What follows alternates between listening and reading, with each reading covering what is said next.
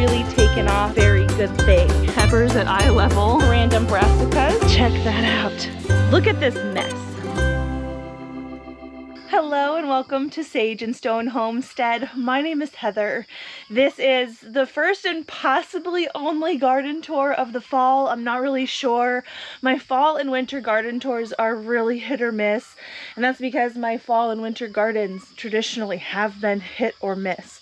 We are growing in Zone 7A in southwestern Kentucky. Sometimes we have a nice fall and we can get away with planting a fall garden, and sometimes we just don't. Now, this year I have done things a little bit differently in actually a couple regards. This year in my greenhouse we are growing in raised beds. This is new as of this year, and it became very clear that it was necessary because especially over the fall and winter when it rains and there's no like grass or anything on the outside of the greenhouse to soak up that rain, it really pools in this greenhouse, and my plants that I had planted just get saturated and they just don't thrive. So by elevating them up out of the ground, we're able to kind of mitigate that issue. Really excited about it because I think it's going to be a very good thing. But also, I started my fall starts about 4 to 6 weeks earlier than I normally do, trying to see if I can get my harvest done by hopefully Thanksgiving time, but definitely Christmas time. So here is our greenhouse. This is where I will be doing the majority of my fall and winter growing. I'm still not done filling some of the raised beds that need some filling. I have everything I need to fill them up. I just need the time to do it. But mostly I have this side done and I still need to work on this side. But you can see I've got a little bit planted over here. I guess we can start over here. Now, I didn't keep super organized with my fall and winter starts, so I'm not exactly sure what a lot of these are. This kind of looks like a cauliflower to me. It could be a cabbage, it could be a Brussels sprout. I just knew that I needed to start my seeds when I had the gumption to, and I did, and they're in the ground now, and that's what's important. We'll figure out what they are as they grow. I have some starts sitting on the ground over here that I really need to deal with at some point today. I have them in these small little cell trays that seedlings can't really live for very long, and you can see all of those roots coming down through. They're ready to graduate to a bigger seed tray. This here is a small cabbage. I believe it's called green acre cabbage. And these are chard plants. I've got a few spinach plants and some kale down here. These here are romaine lettuces. I have come through and transplanted a few of these. And then this here is kohlrabi. Now, we have been dealing a little bit with some bugs on the kohlrabi, mostly harlequin bugs. And I actually haven't seen any in a couple days, but the harlequin bugs, they're this gorgeous black beetle with white and orange markings.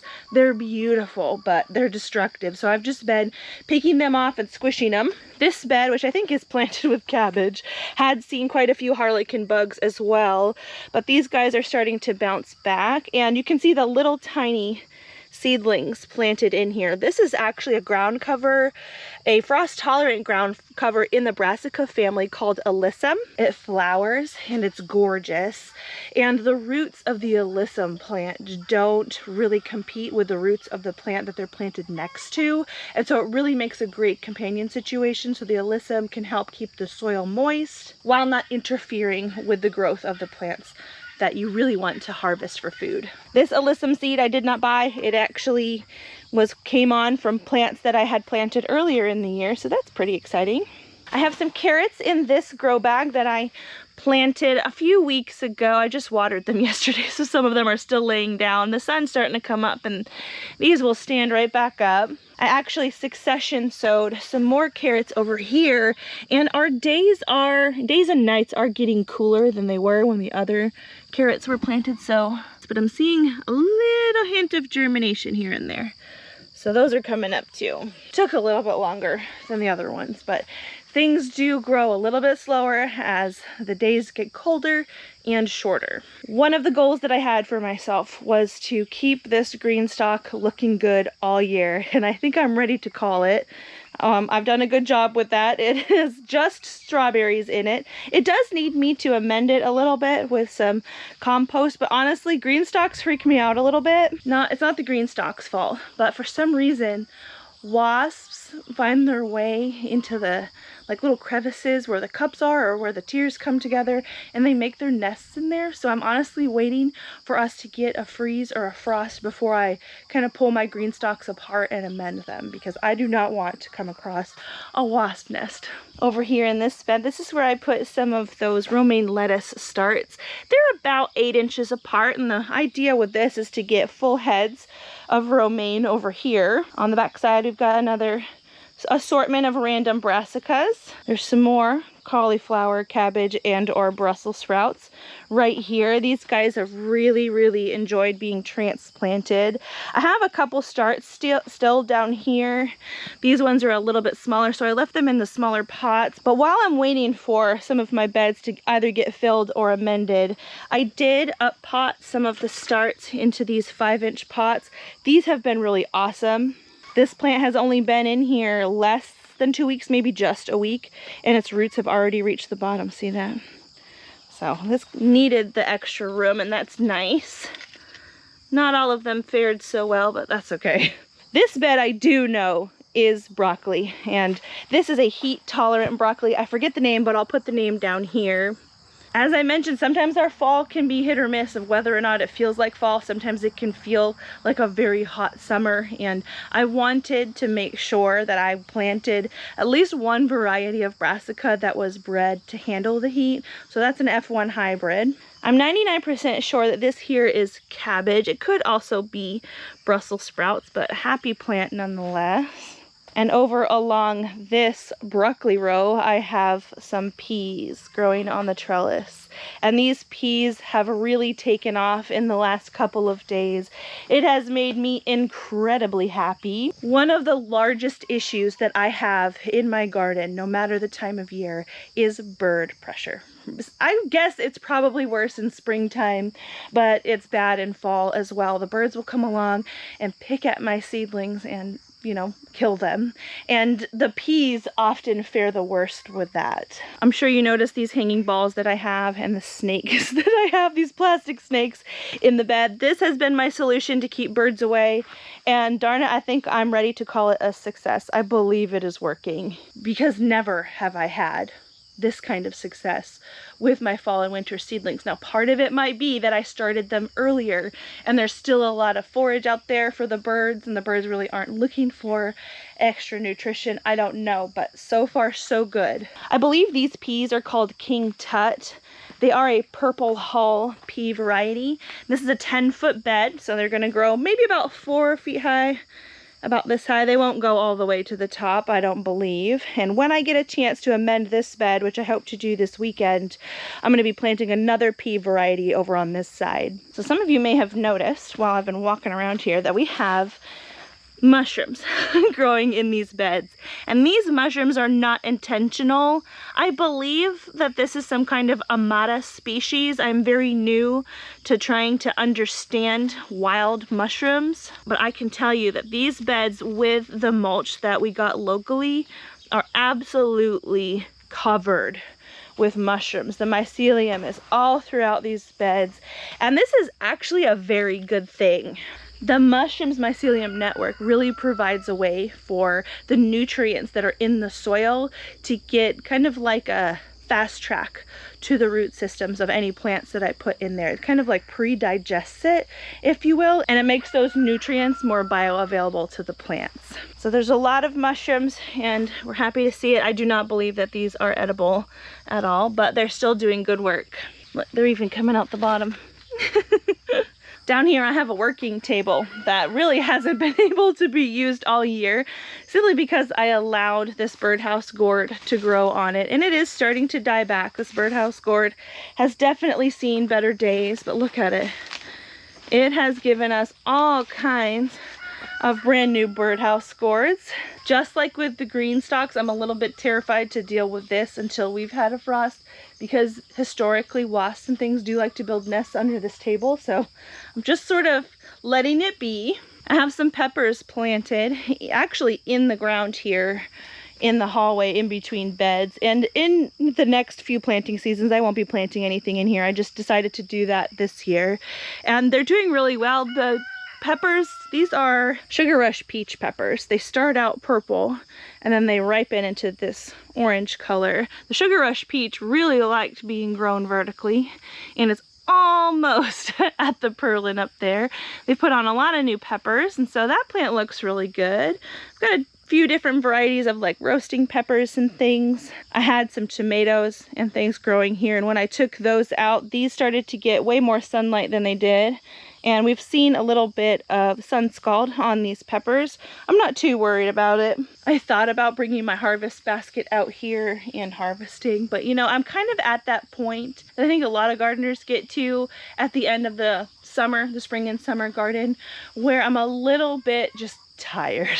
So I've been leaving the fruits and things on the plants and just kind of coming out and taking from them as needed. So I have these peppers here, and I've got some tomatoes and things out in the other garden, and we'll go see those, and I'm just kind of taking them as I need them or as I want them. See, we've got jalapenos here. It's very fun to see peppers at eye level. This here is the Tamdu jalapeno. Lots of peppers on that one. I may set up a pepper ferment to make some hot sauce pretty soon. This morning, the temperature was 52, which feels awesome. I do have some fans that I like to run in the greenhouse when it's warm, and I think I'm gonna still turn them back on because our days are still a little bit warm. We can see low 80s, and I do not want my brassicas to bolt or go to seed. There we go, fans on.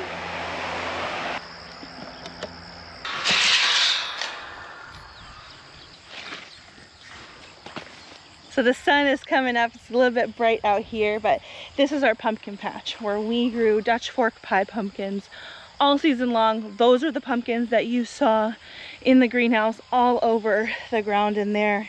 Those pumpkins are all cured. We've already given 10 away, and there's so many more to be given away. My nieces and nephews are coming sometime soon to pick up all of their pumpkins, and then we'll be giving some to some neighbors, and there's actually more out here. Now, we recently did get the remnants of Hurricane Helene, and we got well over 8 inches of rain, which I know is nothing compared to some areas, but it was a lot for us considering that we had such a dry end of the summer. And so I did worry a little bit that some of these pumpkins would rot. All right, nope. Now it is sitting in a little bit of muddy clay, but that pumpkin is fine. And I'm gonna leave it just like that. And there's one there. There's just a bunch. There's one there. There's a really big one over there. Wow, let's go over there. Check that out. That's probably one of the biggest ones. Right there, that's incredible. I noticed that the pumpkins on this side of the patch are bigger than the pumpkins that are growing like down there. And that's because when we had pigs in this patch last year, the pigs used this corner right here as their bathroom. So there's a lot of nutrition over here, and it's being converted into pumpkins, which I think is really cool. Now the plan is to pick the orange pumpkins this week, and eventually we will be putting pigs back out here so the cycle can repeat. It'll be a pig pen, and then it'll be a garden. Pig pen and garden. And I'll have the pigs essentially do all the tilling and fertilizing and whatnot for me. Now over here somewhere, there's one. I had a volunteer zucchini. This plant, oh, I think I just stepped in a dead one. But right here, somehow every time I pick them, the stem comes off. This is about as big as they've been getting, like about yay big, and they stay a very nice texture even when they're big. So when I come out here to get the rest of the pumpkins, I'm gonna come and get these, and I actually plan to save some seeds from these. So this is one zucchini plant amongst 15 pumpkin plants. I'm gonna guess that there was some cross-pollination, and that actually really intrigues me. I want to see what comes out of this next year, fully knowing that it could be a toxic cross. Squash, when it crosses, can produce a squash that's really bitter and toxic to eat, and because it's bitter, a lot of people don't eat it by accident, so we won't be causing ourselves any harm. I just want to know. It's one of those things where I need to know what it can do, because what if it's not toxic? It might be really awesome. I just saw another huge pumpkin. Oh, it's amazing. Good morning, girls. There's Farrell. We had a couple girls in heat yesterday. Clover is one of them, but Clover was bred to mooch, if you're familiar with our goat herd. So we've got Clover babies coming at the end of February. Watch out, Win. Don't get any ideas. Hey, Stormy girl, can I check you? Just real quick. Just real quick. Nope, she's got her ligaments. I don't have a due date for Stormy, so we're just sort of looking at you every day. She does look a little bit like she's thinned out some, and they do say that sometimes they'll thin out a little bit before they kid. So we'll see. There's a couple Nigerians in heat over here, Foxy and Tempest. These are both wethers. And then here's baby Gollum. Can we pick you up? So for everyone who I know is going to want a baby goat update, here he is. Little Gollum. He's got his collar on, which connects to a remote that I have that I can click, and will go off with an alarm sound. And if he gets lost out in the field, we'll be able to find him. I don't think he's left the barn, really. Margie, I picked him up. He's right here. Look.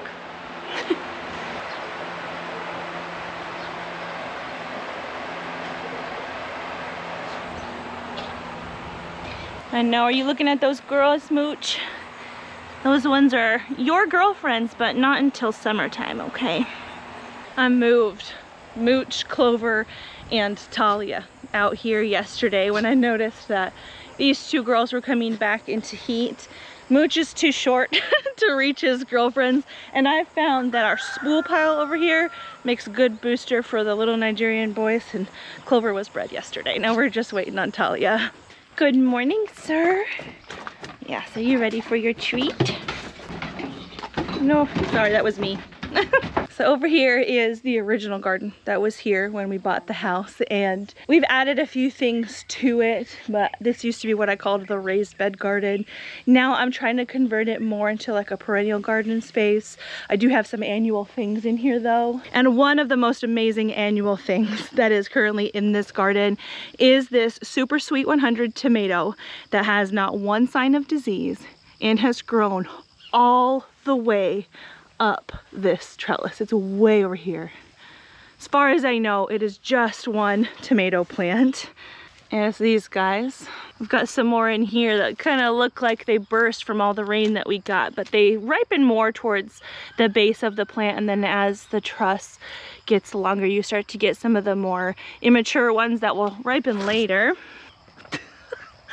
But that's been really incredible to see, and I've just been coming through and picking them as I want them, and the rest of them will fall down into the bed and fertilize the soil. And that's the reason that some of these plants get so big and healthy. They just are living in incredibly fertile soil that the plants from years past really helped take care of. Now I do add soil amendments and things. Actually, this particular bed I added a lot of clay to one year. I think it was 2 years ago. We had a bad drought, worse than we had this year, and our pond really receded, and we decided, hey, I know that that's clay, but being that it's the bed of our pond, it has to be super nutrient rich. So we moved quite a few buckets of that clay soil out here, and it has done phenomenally for our plants.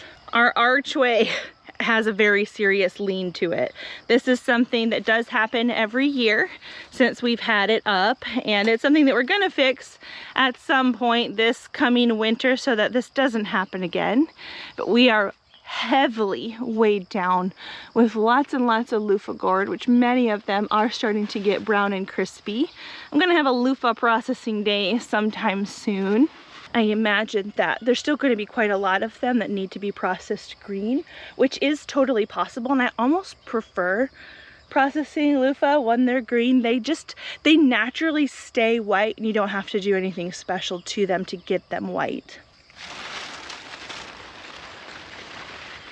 So through here, we're gonna see the decline of a lot of the annual things in this space. This is a white scallop squash that is very heavily infested with powdery mildew. I'm trying to get these squash to be at like peak maturity where they have a harder rind on them, and we are getting there. The yellow version behind it really has not fared as well. This one is basically dead. I need to come through and get those couple yellow squash off. These ones are less hard on the rind. The idea was maybe we could carve those as little tiny scallop shaped jack-o'-lanterns for Halloween. Look at this mess. Oh my goodness. So this bed is a U shape. And on this side I have some thornless blackberries, which you can see the plants here.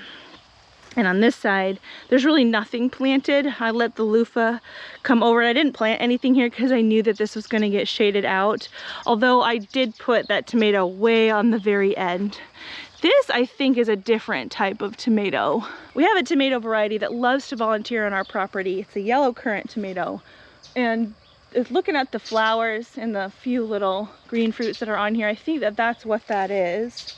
But this area in general, not just this spot, but this garden has really not gotten a lot of my attention in the last month or so. And that's because I've been so focused on getting the greenhouse set up and planted, because that's really where our next season's crop is going to come from.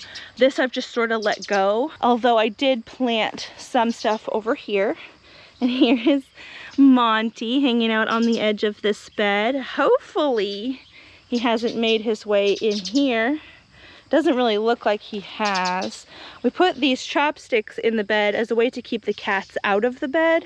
These are rutabagas here, and then we have some beets down here. Okay. So maybe he can get in the bed, but maybe he won't dig in it and use it as a bathroom. Doesn't look like they have so far. Everything looks pretty good, even though we got a lot of rain. I expected these guys to get pretty beat up and battered, but they don't look too bad. Here's another green stalk that I need to amend. I never did harvest any beans out of these. I thought about using this green stalk as like a seed maker for me. Like I'd put in these seeds, these heirloom beans. These are Kalima bush beans. And then I would let them all go to seed and I'd collect seed for next year. But I'm not collecting seed from these particular beans because they are diseased. There are certain diseases that literally can just come in on the seeds themselves. And bean mosaic virus is one of those. And that's what this sort of looks like. So I'm not gonna do anything with these plants really. They're just sort of placeholders for now. I did put in a couple of strawberries. I don't know if I'm necessarily gonna leave them in here, but our strawberries are back here. This is another bed that I committed to myself that I would not let get overgrown with grass this year, and I think I've done a pretty good job. I was in here just the other day picking out the stray grass blade and things, but it really wasn't much work at all. However, the bed is a lot smaller than it looks. The strawberries have grown out over the side, and some of them are really starting to root in the walkway here, like that. That's in the walkway. And it's really not a problem. I don't mind a rogue strawberry plant at all. Eventually, that would probably get mowed down. So if I can move them into a spot that makes more sense, that we can get more fruit out of, I'd like to do that. But that's kind of a winterish, early spring next year sort of project. Back behind the strawberry bed, we have the craziness that is the asparagus patch. This is very normal for asparagus this time of year.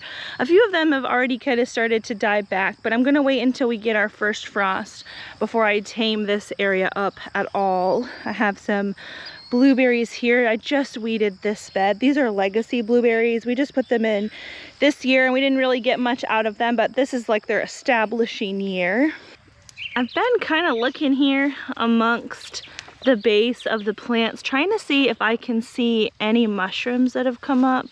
I did put down some wine cap mushroom spawn in this bed sometime last year. I think it was December, and I haven't seen any of them come up.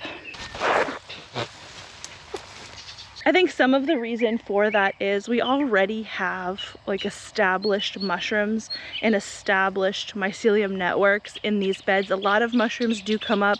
I don't know what a lot of them are, but mushrooms will compete with other mushrooms, and the existing mushrooms may have just outcompeted the spawn that I put in there. And so I could probably try again and just put even more in the bed.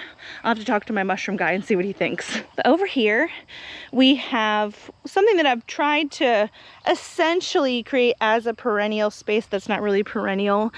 There's a lot of dill popping up in here as far as volunteers go. It looks like grass, but it's all dill plants. And this is exactly what I hoped for. I planted dill here earlier in the year and I let it go to seed and let the seed fall. And this is working out exactly as I hoped. I do need to do some weeding and taming in here. These zinnia, they're beautiful, but they're planted way over here and they've just grown into the walkway. So it's hard to get through here, and they're starting to shade out what I really do want to grow.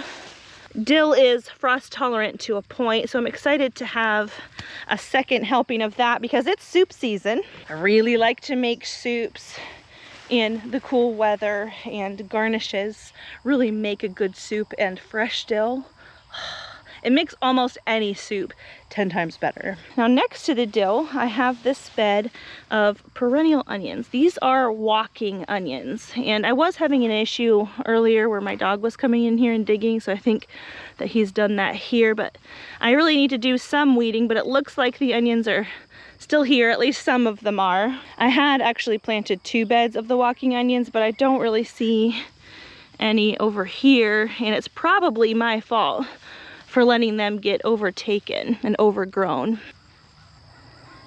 Yeah, that looks like it was once an onion. We established some muscadine grapes on these trellises. This is a Carlos muscadine grape, both of those are. And this is okra that I really haven't touched much all year.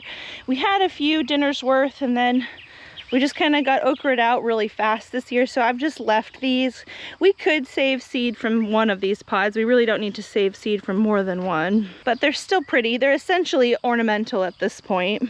This area is an area that I plan to work on more this winter to hopefully have a better established garden space to take care of next year. We're going to be putting in some raised beds because I just find that that's the easiest for me to care for. I've got this cedar bed here that I put some garden clean out in, and this is going to be the start of my tea garden. There are some strawberries over here. And this trellis has a different type of grape. These are Sunbelt grapes. These are more of like a jelly maker grape, like a purple. And there's some volunteer tomatoes over here. Now these guys got kind of beat up with all of the rain and wind that we had. There's not a lot of disease, but I didn't do anything to like trellis these tomatoes. And we've sort of been walking through this way, so there's this big hole here. Let's see, there's some tomatoes touching the ground, and those usually don't fare very well. Look, some kind of critter was eating that one. But check this out. All the tomatoes going way over there. It's these guys. The yellow currant tomato. The tomato that lives here forever. So there's my fall garden update. My very real fall garden update. Like I said, I've been spending a ton of time in the greenhouse trying to get that ready. So this has sort of just been doing what it can. This is what a garden looks like at the end of the year when the gardener has been absent. There's still a lot of stuff going on. I've been slowly cleaning things out, but it does look kind of crazy. I will make this my winter project to get this reset for next year. Talia's mad that she's in there with her boyfriend. Our spring and summer garden updates were every week. I'm not going to do every week for fall and winter. I'll just kind of post an update here and there as an update seems like it would provide some new information or something new to see. A lot of things grow a lot slower during the fall and winter, so it could be a couple weeks. Fingers crossed we actually get a harvest of brassicas this year. I'm really honing in my methods to get that brassicas to work for us in this area. Brassicas were some of the things that we bought every week at the grocery store, and we love them. So stay tuned. I'll keep you updated. I'll see you guys again soon.